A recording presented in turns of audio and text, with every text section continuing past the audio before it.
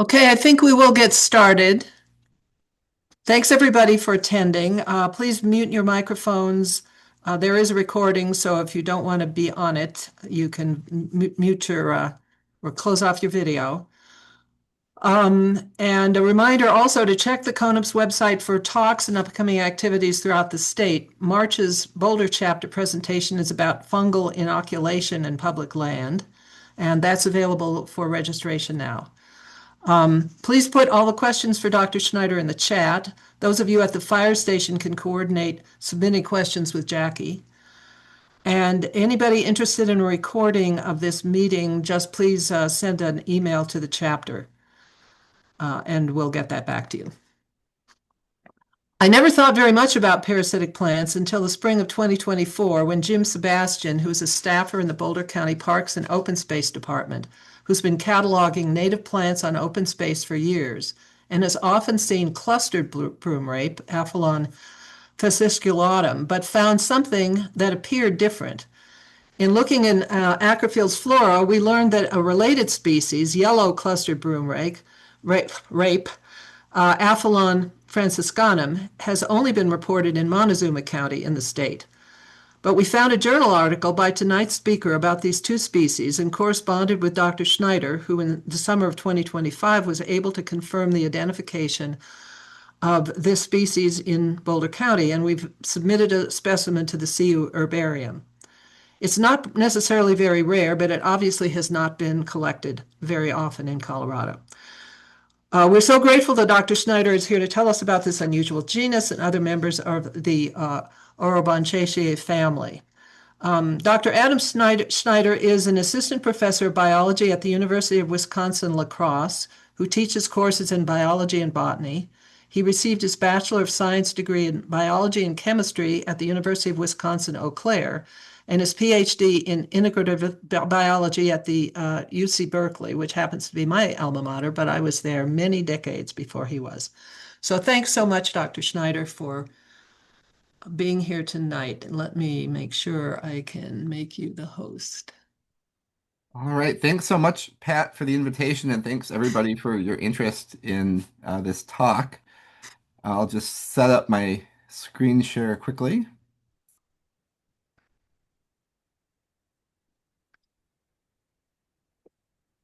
And we can, oops.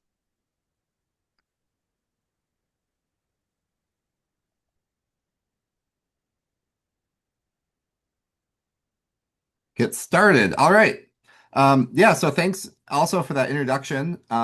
As Pat mentioned, this work has really been something I've been passionate about since my PhD, and really fell in love with this little group of broom rapes in California. Just an amazing place to do botany and just a ton of cool, coming from the east like myself, just the diversity of, habitat types and the evolutionary stories in the West were really inspiring to me. And so one of the things that I was really interested in was, becoming an expert in a group of plants where there was still work to do, what we call alpha taxonomy, right? Still finding new species to describe and, new tips on that tree of life to add. But also that there is, some interesting evolutionary biology and trait evolution and, things like that, kind of bigger picture questions that you could also ask. And of course, I think every group of organisms has its own interesting stories. But this is the one that I've, kind of fallen in love with. And so, um, the story of this Aphyllon franciscanum really has its roots, well, before me, but I got involved during my graduate work, and I'll talk about that in a little bit. But first, I know many people who aren't necessarily plant taxonomists, sometimes can get annoyed or frustrated or just curious about why scientific names change so much, right? We're supposed to have stability in our scientific naming. That's one of the advantages over common names, but nonetheless, those names still change. And so I'm going to talk a little bit about why, specifically in Aphyllon. And part of that involves its split from genus Orobanche, that at the generic level, and then there's also been a ton of taxonomic changes at the species level as well. And then finally talking a little bit more about this particular interesting discovery that is probably of relevant to a lot of you. You've perhaps seen these plants in the field, or if not, this summer would be a good chance to hunt them down. Um, so I'll be talking a little bit more about these taxa and how to identify them, and some of the work that I did and students of mine did to separate them taxonomically. But first, I'd like to give a little natural history introduction to parasitic Orobanchaceae, because it's a fascinating family, and to really understand the dynamics of speciation in this group, it's worth knowing a little bit more about their overall biology. So the Orobanchaceae has about 2,000 students or 2,000 species worldwide, and is quite well represented in Colorado. You can see the list of taxa and different species there.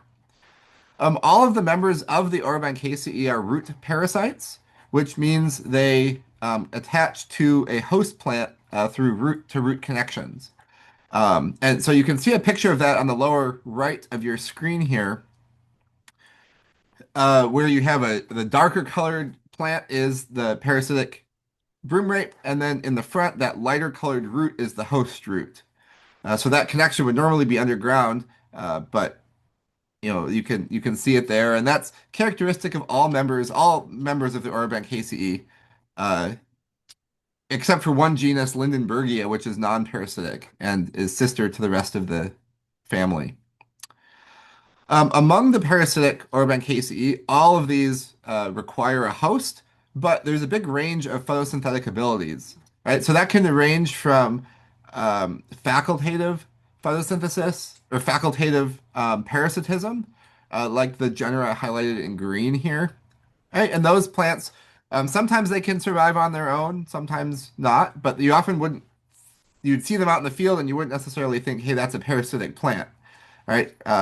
Aegolinus, Castanea, Pedicularis are all examples of that. Um, but several lineages, actually three different lineages in the Orobanchaceae family, one of which includes the genus Aphyllon, is in the New World, has lost the ability to photosynthesize entirely.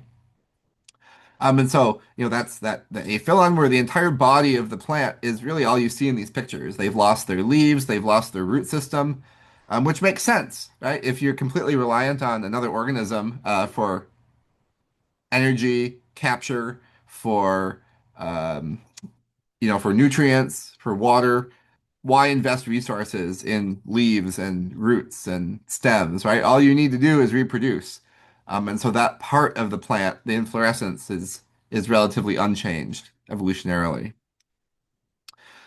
So again, you can think about this parasitism as a spectrum from less parasitic to more parasitic.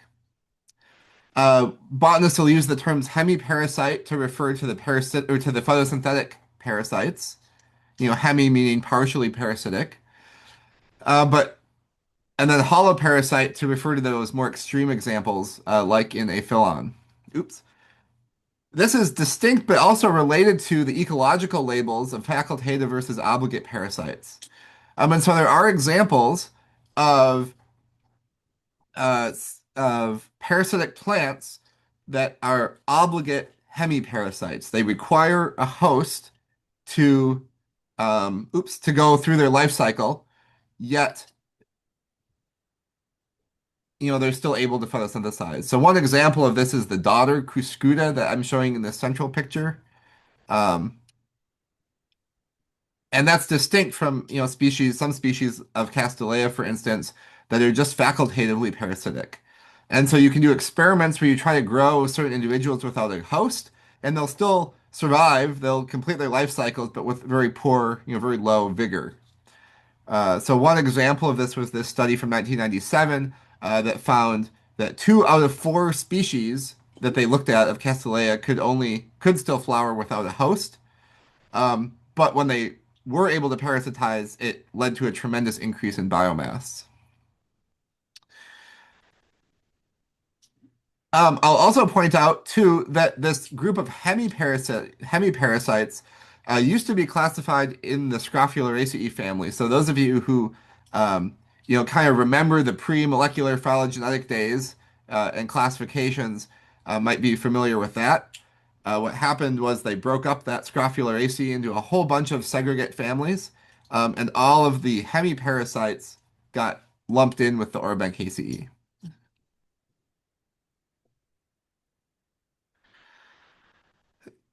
Focusing now on Aphyllon, you can see that root parasite connection really clearly. And so these are both example of a herbarium specimen as well as a field collection from some work I did in Florida that illustrates that. The purple boxes are the entire parasitic organism, and everything outside of that purple box is the host root. Um, One of the challenges, as you can imagine, with root parasites is being certain as to what they're parasitizing without digging the plant up.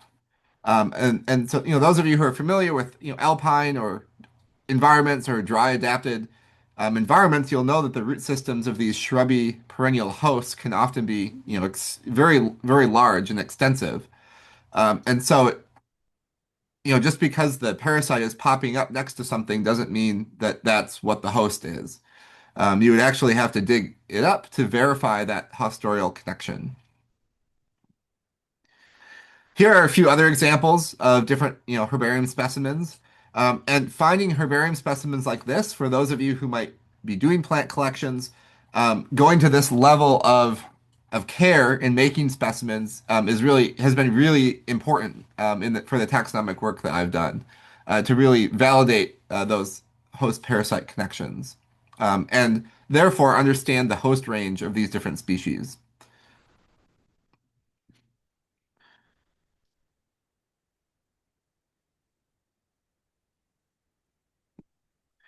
The other thing that's completely fascinating about how these parasite plants, grow and survive is how they're able to attach and invade the host. Right? That's really all of the morphology and physiology is directed at those two things, invading and attaching to a host and reproducing. So what you can see on the left here are these molecular structures, and don't worry about all of the specifics, but um, these germination cues of Orobanchaceae have been pretty well worked out. And what happens is in the presence of a class of plant hormone called stragolactones that are also involved in recruiting mycorrhizae symbionts, so symbiotic fungi in the soil. Plants are exuding these stragolactones all the time. And different species of parasitic plants have receptors that can clue in on the specific type of stragolactones that are specific to different families or different lineages of host. And so that triggers germination, very much in the same way as smoke can trigger the germination of fire-adapted seedlings. There's actually some similarities in the cellular signaling pathways. And so after germination, these plants, which have very tiny seeds, for example, you can see on the bottom here how, these seeds are only a couple hundred microns in diameter, just really dust-like in size. And they'll germinate in response to the host, and then they'll actually grow in the direction of where those stragolactones are coming from. And so you can see these images taken 6 hours apart of a seed germinating and then finding its host. At that point, the parasitic radical needs to attach to the host root, physically attach, and it does so with this unique organ called a hostorium. So you can see that budding coming out on the right-hand photo, that's the hostorium starting to form.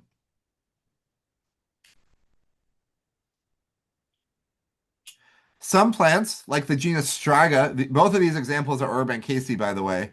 Striga is a really economically damaging crop parasitizes maize and other grasses, cereal crops. You can see it'll germinate, grow towards the host in that second column, begin the hostorium, and then that's kind of it. It'll form a hostorium with a single host and then just parasitize that particular individual.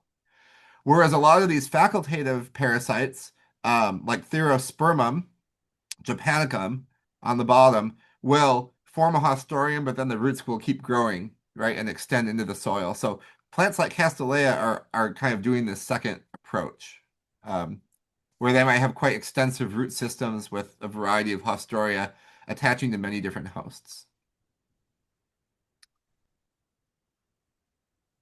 Once that invasion takes place, you see this really intimate relationship form between the host and the parasite. So what you're seeing in this image is a hostorium on the left of that Therospermum stained with this reddish stain. So you can see the vascular cells, the xylem and the phloem. And you can see that connection all the way to the host root on the right, which is from Arabidopsis. And that red little dotted line shows you where the parasitic plant is versus where the host is. And they'll have these cellular connections that are maintained by the parasite, where nutrients and water are coming from the host to the parasite, and even sometimes genetic material as well. Here are some additional pictures of that. Again, these electron micrographs on the bottom right, and on the next couple images I'll show you that mechanically, due to mechanical pressure, the parasite will grow right into the host root to access the vascular tissue. And finally, you'll have the penetration of the vascular tissue, forming direct connections, cell-cell connections, in both the phloem and in the xylem. So the P here stands for parasite and the H is host. You can see it just coming right into those xylem elements where water is being transported. So if you're not as interested in plant anatomy as I am, you might be thinking, well, what's the point? Why am I talking about all of this? Well, a lot of my research has been inspired by the role that host specificity plays in evolution and speciation in these groups. And conversely, how important recognizing the host relationships can be in field identification. The host, for their part, doesn't want to be parasitized, and so there's many different defenses that different host species can engage in. Everywhere from chemical defenses, like thickened cell walls or increasing the amount of lignin in your cell walls, to mucilage and other kind of non-cellular or extracellular defenses, like this middle picture, to a range of other chemical and physiological approaches. Germination inhibitors, so repressing germination, programmed cell death. If you start to get invaded, can you kill all the cells in that area long enough that the parasite can't attach? So there's this really dynamic evolutionary arms race going on between the host and the parasites. So kind of the working theory I have is that, if you're very distantly related hosts, you're probably going to have very different physiologies that might require different invasion strategies, right? These parasites have to specialize to different types of hosts. And that might be specialization to any number of these factors I've been just talking about. And so, different collections of host-specific traits represent this concept called an adaptive peak for a particular Aphyllon lineage. So, like this as cartoon at the bottom illustrates, imagine different combinations of genes, give you this kind of genetic space that different organisms could occupy. And natural selection is going to push populations to have particular genes that are well suited or highly fit for a particular environment, i.e. host. And that might be different than the collection of genes needed to parasitize some different distantly related host. This can lead to speciation both because of rapid adaptation and because hybrids that might form are going to be disfavored, right? Where mixing combinations of these genes might make you really poorly suited for any particular host. Um, in the last couple of years, there's also been some, interesting genomic studies that are providing some support for this hypothesis. So one of the reasons why, we're seeing so many new species and new names of parasitic plants in particular are because we're recognizing this evolutionary diversity that's, of course, long existed. All right. Um, so I was so next I'd like to move and talk about some of these recent changes that are impacting the Colorado flora that you may already be familiar with, or are also good to keep in mind if you're consulting earlier references, earlier field guides and stuff like that. So in 2015, there was a split from Aphyllon cooperi, which is a Southwest desert taxon, and Turner Collins and George Yatskevich and um, described a new species, Aphyllon arizonicum, that is might get up into the southwestern corner of Colorado. I'm not exactly sure that current status of that locally. Then in 2017, as the result of my dissertation work, we had a few changes to just the classification.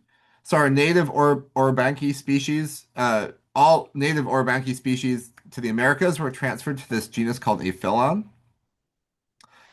which is actually a name that was first coined by Asa Gray and used for a long time until the 1930s when this German botanist Beck wrote a big monograph on the Orobanchaceae and lumped a bunch of stuff together. So as I don't know, I split out our native species for a variety of reasons I'm happy to go into with more detail in a little bit. At the same time, there's a western subspecies of Aphyllon uniflorum that then I elevated to species rank, Aphyllon purpureum.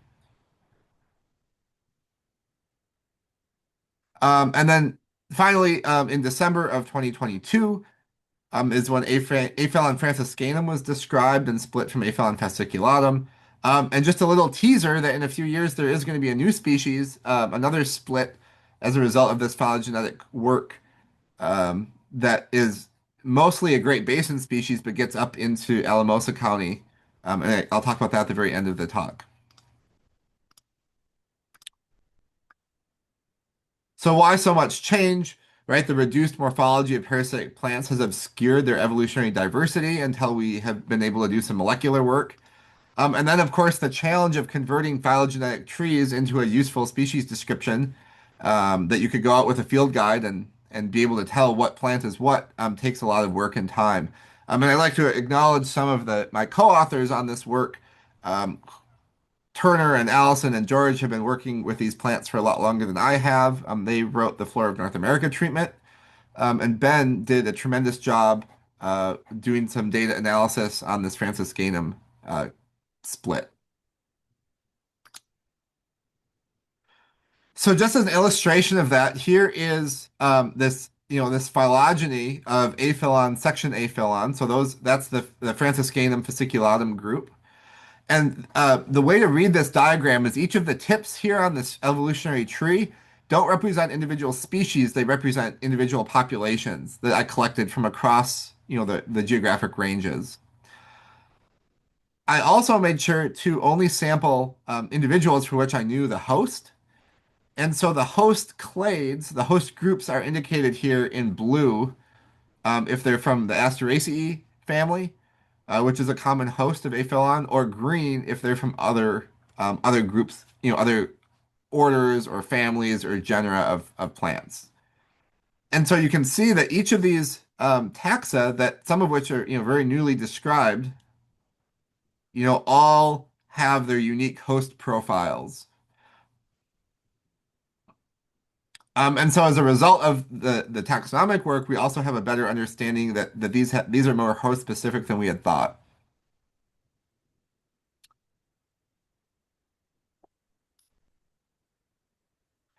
So first, oops, I just want to mention this Aphyllon purpureum because that's in Colorado for sure. And it's distinct from the more, I want to say Eastern Aphyllon uniflorum, but it turns out that we're finding more and more kind of isolated populations in the Western United States that I think are kind of glacial relics. But the what you have in Colorado is as far as I know, is only this Aphyllon purpureum that has these more narrow, tapered calyx lobes compared to the Eastern Uniflorum. They're often smaller statured, but not always.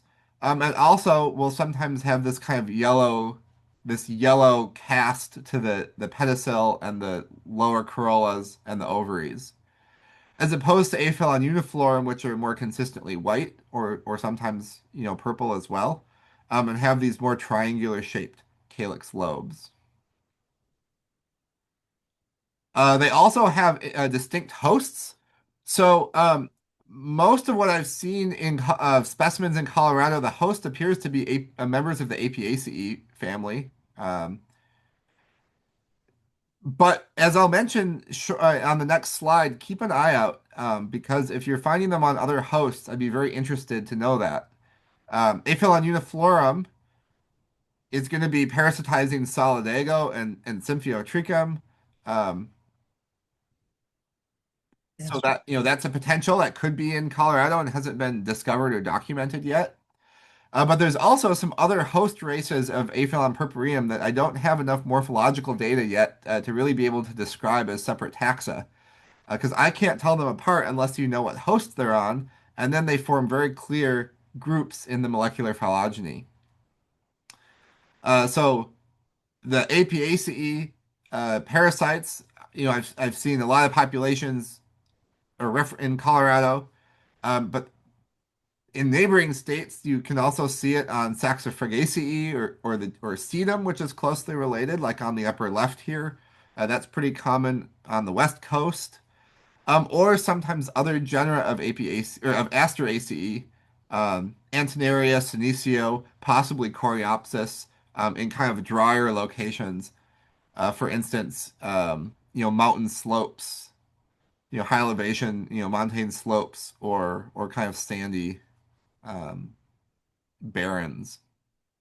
Uh, so keep an eye out for that, and let me know if you find cool stuff. Most of what I was asked to talk about, or what I was originally asked to talk about, was this specific Aphyllon franciscanum split. So this is from the paper that Ben, who is an undergraduate student of mine, wrote to try to get a handle on that morphological description. You'll notice that the key is not very fun, to wade through. There's lots of different components to each couplet. And unfortunately, that's just a limitation of these Aphyllon species.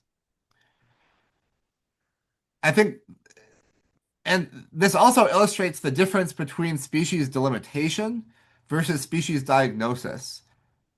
And so, species delimitation is whether it's determining these different evolutionary groups, that we want to name. And in the case of my research, that's, molecular phylogenetics has done a really good job at illustrating which of these different, what the taxonomic boundaries are, showing that there's, unique evolution that's happening in these different lineages, and that similarity isn't just because of convergent evolution or, phenotypic plasticity. And so I had this data in hand, as early as, 2015, 2016. So why did it take so long to describe this species? Well, that diagnosis piece, identifying distinguishing characters, was really hard. We had host affinity, but what about morphology? Oops. All right, you can look at this variation that is in Aphyllon franciscanum and Aphyllon fasciculatum, and it's like, oh gosh, what do I clue in on? How do I tell one species apart when there's all this variation? So long story short, host and biogeography are perhaps the most diagnostic features. Unfortunately, in Colorado, you've got overlapping ranges, so biogeography is not going to help you. Here you can see the distinct host profiles of each of these species. Aphyllon fasciculatum is always on Artemisia species, on sagebrush and other Artemisias. Whereas Aphyllon franciscanum is on a wider range of different host taxa. Um, in Colorado specifically, it's Eriogonum is going to be is the main one to look for. Salvia and some of these mints are more, southwestern United States, California desert, and other hosts are predominant in different places. Aphyllon fasciculatum does have a greater geographic distribution, both to the east and to the north and to the west, or no, to the east and the north, whereas Aphyllon franciscanum is sort of in a subset of that range of fasciculatum. Here you can see the iNaturalist records within Colorado.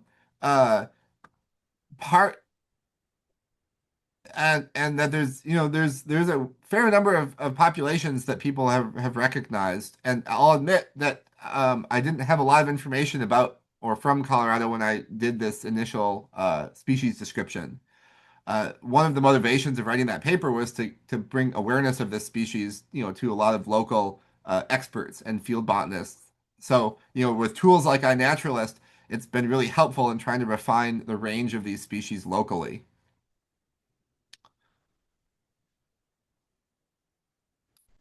So if you can't dig the plants up, right, well, what can you do?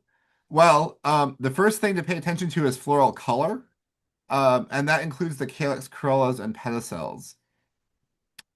Aphyllon fasciculatum is typically ranges from, shades of pink, which might be very pale pink, to this deep red color in this high elevation population from California. Whereas Aphyllon franciscanum is more yellow, right? That name yellow clustered broomrape I think is a good common name for it. There's differences in the inflorescence morphology. So Aphyllon fasciculatum has a more tight corum inflorescence where you can see the heights of all of those different floral bases are all roughly the same height. With Aphyllon franciscanum, you get a lot more variation in the height of individual flowers in that cluster. You do have to note, though, that often there can be a youngest or stunted flower. So kind of ignore the, immature or underdeveloped ones and really only look at the large, full-size flowers. The other feature, unfortunately, isn't as useful in Colorado as it is elsewhere. But Aphyllon franciscanum can often have these acute or pointed corolla lobes versus rounded for Aphyllon fasciculatum. And then finally, the calyx shading of the lobes. This shows up really nicely on herbarium specimens, but you can see it in the field as well, where Aphyllon franciscanum has generally dark-tipped calyx lobes, or sometimes they can be even-toned. Whereas fasciculatum will almost always have these even-toned calyx lobes. Other floral comparisons are a little bit more quantitative, and these are actually less useful. The statistical analysis that I did with Ben showed that.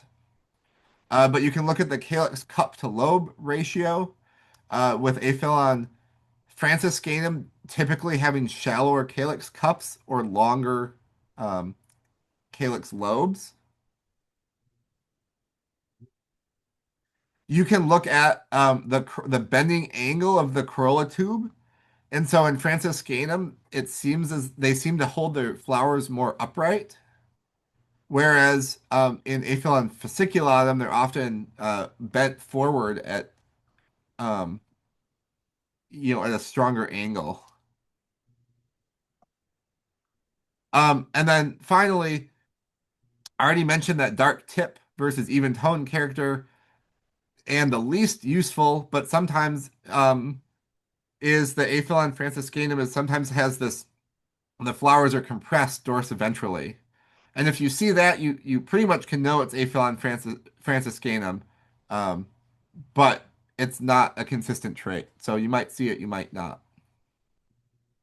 And again, one of the nice things about the statistical analysis that we did in this paper is that we can rank these in terms of most diagnostic to least diagnostic, based on how well each character by itself could predict species assignment. So one caveat to that, that you really want to look at all the traits together because even the single best trait is only 72% effective in distinguishing these two taxa, morphological traits. Right, so here you can see a histogram of that cup to lobe ratio, and you can see there's just tons of overlap between the two species, in the different colored bars on the bar chart. And here's another way that we can show that. This is a principal components analysis. So it kind of summarizes all of the morphological variation that Ben and I looked at into these two dimensions. And you can kind of look for, clusters or patterns to sort of abstract all the 8 different traits we looked at. And again, right, there's this region, there's lots of overlap. So again, try to pay attention to the host and what's there and look at as many different characters as you can.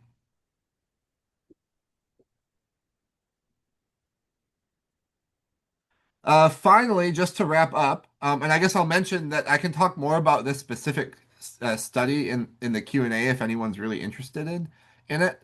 Um, but I'll, kind of move on in the interest of time right now. The last thing that might be of interest to some folks is the sneak peek at this new species that is currently being described. Again, we have good genetic data that this is a distinct species, but need to do some work trying to figure out, how to make a good key for it, and make sure that we're just being careful in describing that species as new to science to avoid confusion later. This project actually started out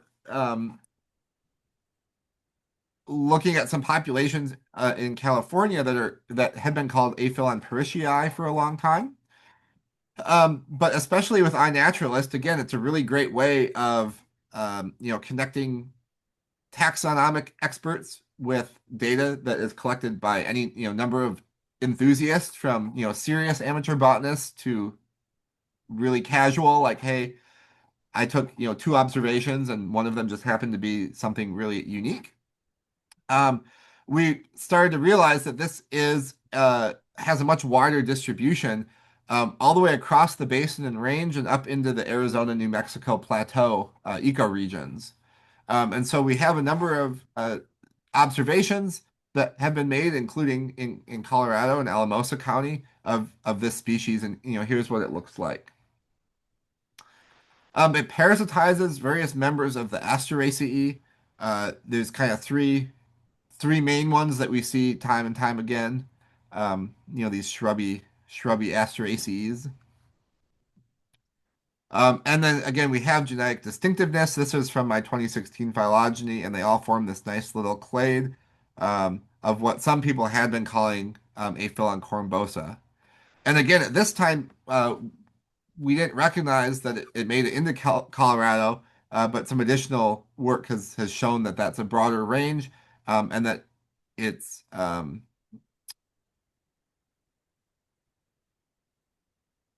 and that it's more widespread maybe than we had thought, or I thought when I published this phylogeny. So kind of stay tuned for that. And if you see something that looks weird, and doesn't key out really at all, on one of those hosts has these little purple veins on the inflorescence and this really uh, compact inflorescence, it might be this new species. So I want to leave time for questions, and so I'll just kind of wrap up here with some of the big takeaways from this talk.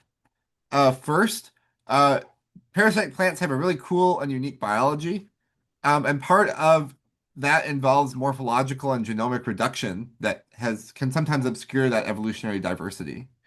And understanding the evolutionary diversity is, important for its own sake. I don't have to tell you, how important it is to conserve and be aware of new species and new findings.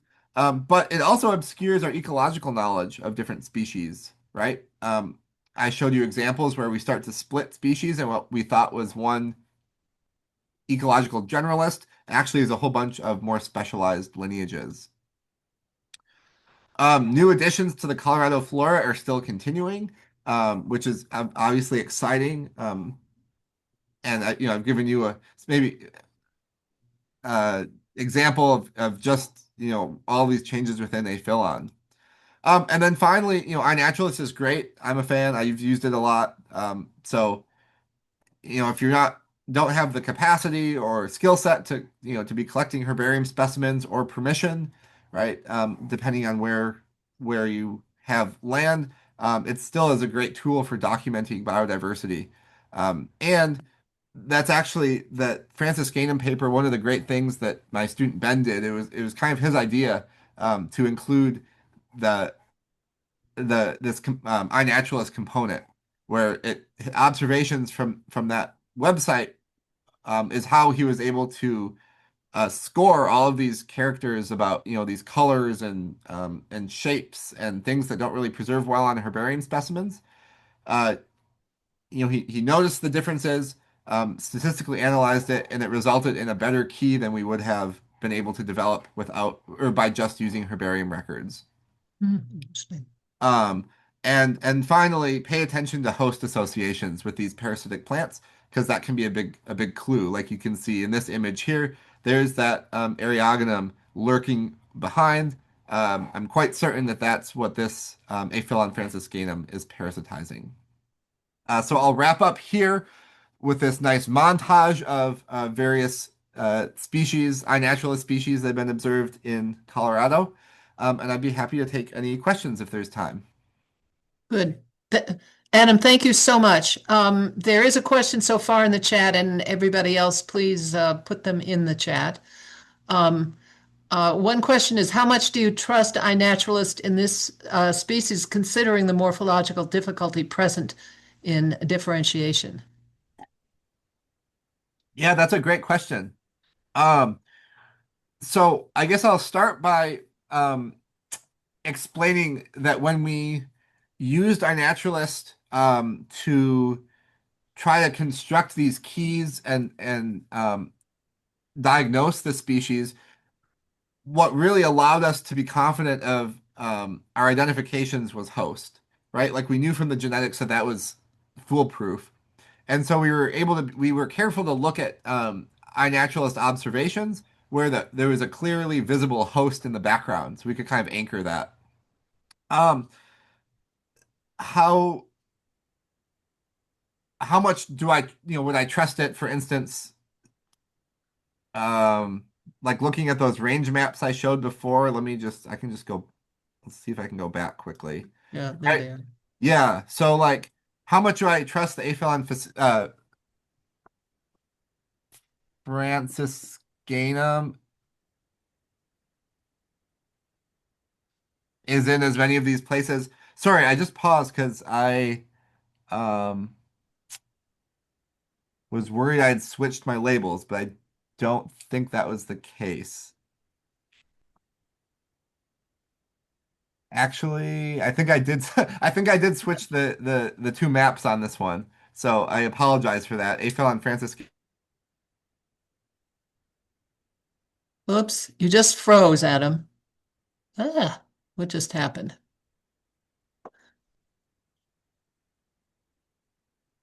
Oops. Yeah, yeah. But I've looked at a lot of these, and a lot of them I would believe. I think it is much more common in the state than I had maybe suggested in the initial publication.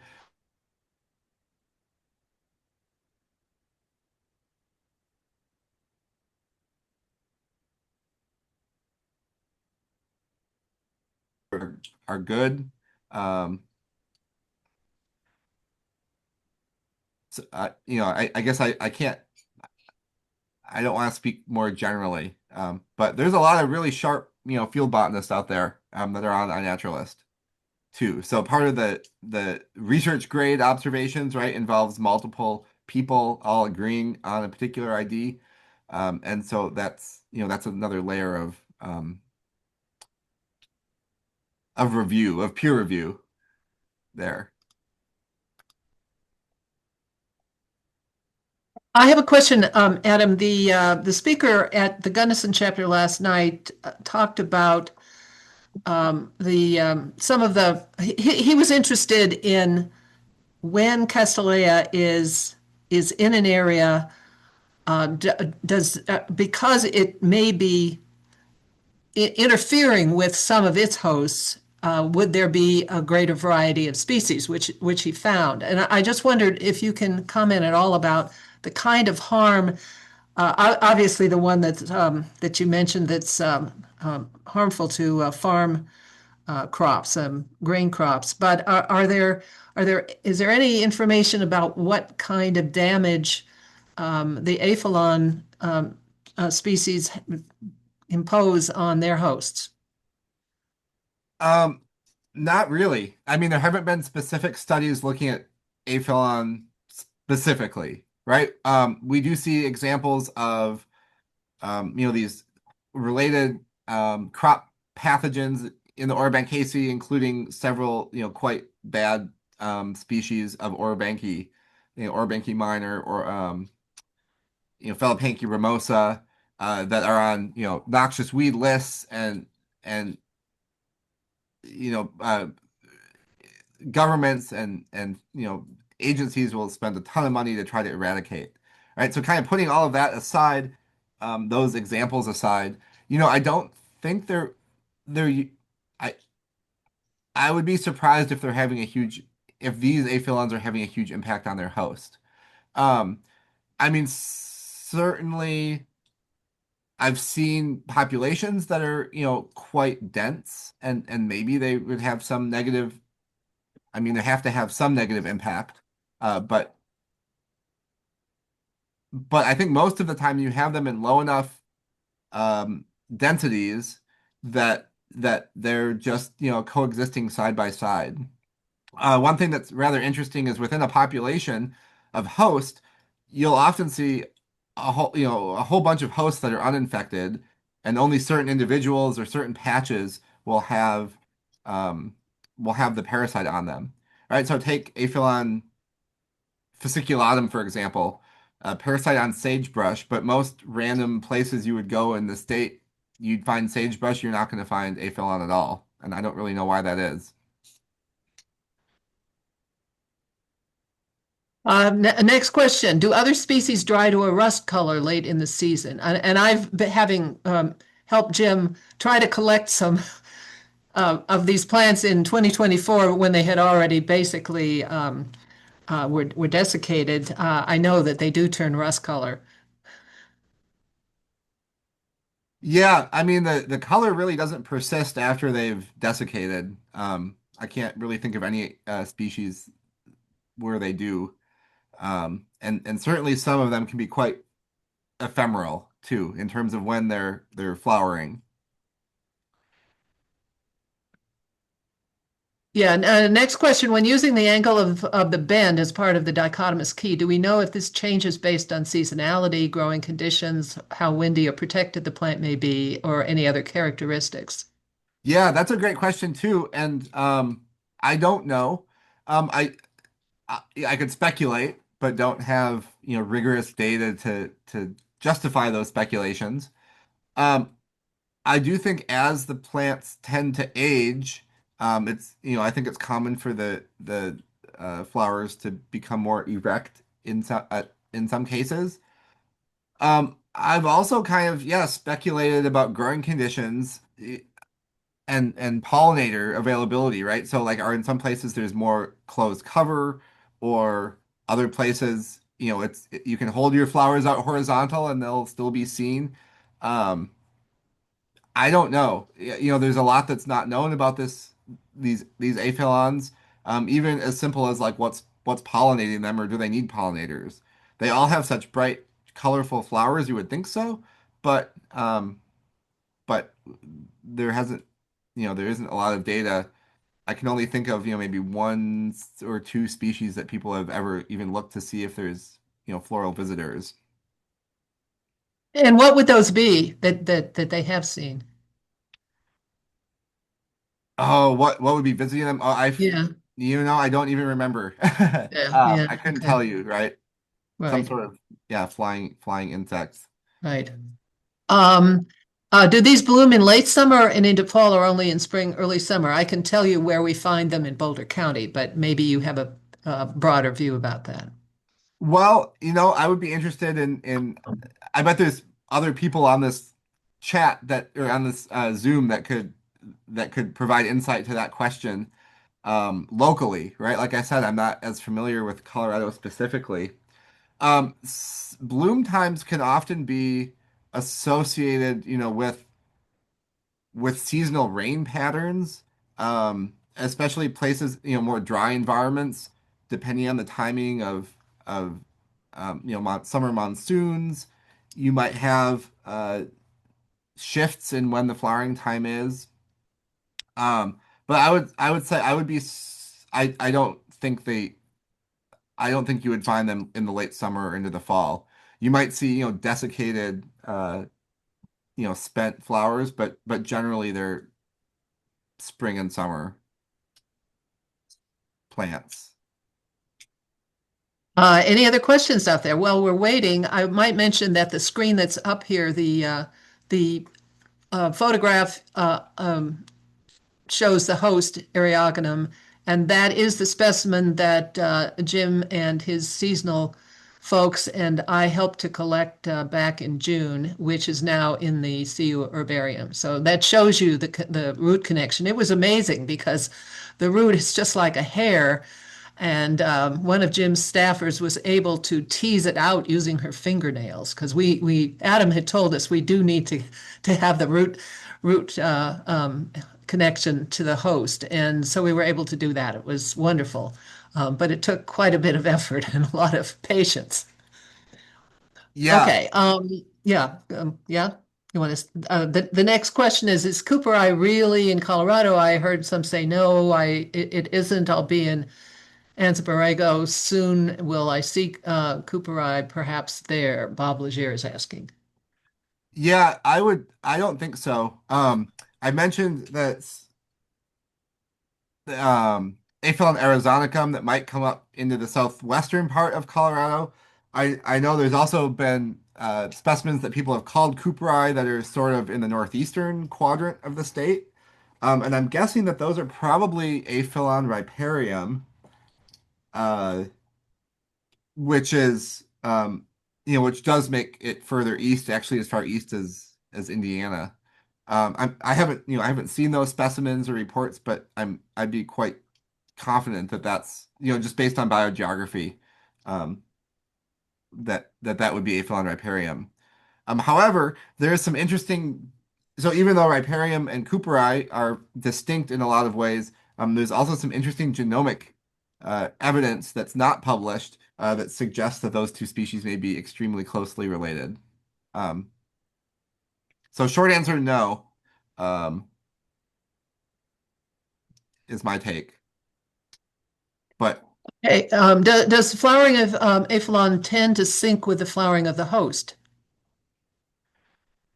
I would say it syncs with the host being happy, but doesn't always sync with the flowering of the host, right? So, um, some of these asters, for instance, are that are late season asters, and so you you don't have that syncing up. Here on this slide, for instance, you don't have sedum. That's going to be kind of a later bloomer as well. So no, the phenology isn't always linked. Sometimes it is. If it's a spring bloomer or early summer blooming host, then sure. Um, but sometimes you'll see the aphyllon popping out when the host is going through a lot of vegetative growth after a period of dormancy or something like that. So it syncs with when the host is happy, but that may or may not be when the host is flowering. Okay, everybody, last chance for any questions for Dr. Schneider. We'll wait a minute. I know it takes time to type into the chat. Yes, and people are welcome to follow up with me via email. I don't think I have a slide with my No, I don't email think you on it, but did. maybe you can send that out, or maybe it's with my bio, or just look me up, UW La Crosse, and my name. You'll get contact Y- information right there. Yeah, that's the easiest way to do it, actually. Is fruit set? I see another question. Is fruit set ever observed on the Aphyllon? Yeah, all the time. They are prodigious seed producers.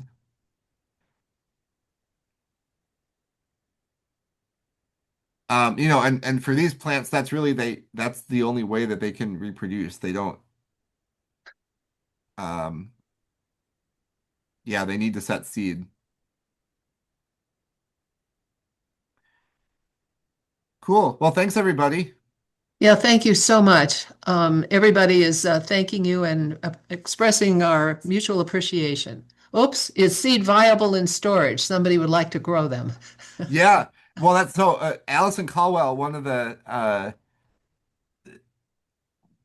Aphyllon taxonomists, does have a little Aphyllon garden. And yeah, so you can grow them.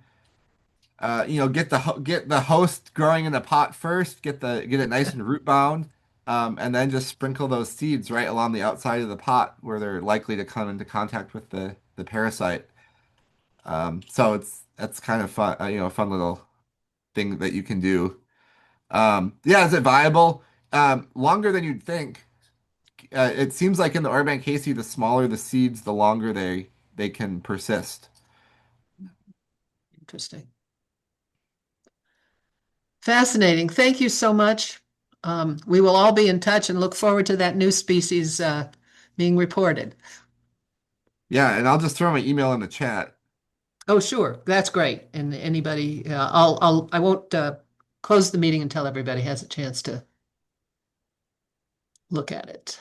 Oops. Are the flowers self-fertile? Somebody's asking. Um, we haven't tested that, but there are some plants that seem to have, yes, I think they are self-fertile based on a couple of reports in species where the inflorescence has become buried or won't ever emerge through the soil and they're still able to set fruit. Mhm. Interesting. But yeah, again, lots of basic biology that hasn't been documented on a species by species basis with these cool plants.